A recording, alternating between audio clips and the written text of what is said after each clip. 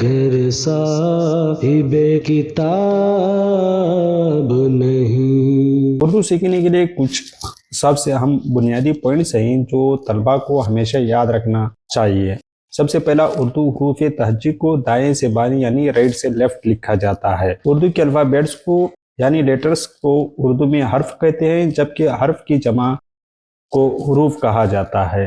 اردو میں حروف کی تعداد تقریباً 37 ہے اور ان میں 2 حروف 2 چشمی ہا اور نون گنہ جوڑیں تو یہ 40 ہو جاتے ہیں۔ 2 یا 2 سے زیادہ الفاظ کو حروف کو جوڑنے پر بننے والی شکل کو لفظ ورڈز کہا جاتا ہے۔ لفظ کی جمع الفاظ جیسے ورڈ کی جمع ورڈز ہوتے اس طرح سے ہے۔ اردو حروف تہجی میں سادہ حروف یا مفرد حروف 29 ہیں جو الف، ب، ت، س، جیم، ح، خ، دال، ذال، را، ز، سین، شین، صاد، ضاد، طو، ظ، عین، غین، فا، قاف، کاف، لام، میم، نون، واو، 2 چشمی ہا، حمزہ، یا ہے۔ اردو حروف تہجی کے مخلوط حروف یا مرکب حروف یعنی 2 یا 2 سے زیادہ الفاظ کو مرکب یا مخلوط حرف کہا جاتا ہے، ان کی تعداد تقریباً 15 کے قریب ہے، جو کچھ ایسے ہیں: ب، ب، تھ، ٹھ، جھ، چھ، دھ،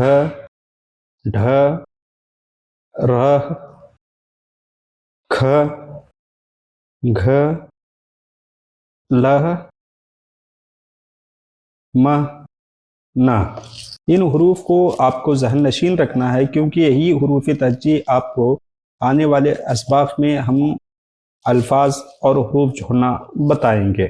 اردو ہے میرا نام میں خسرو کی پہیلی،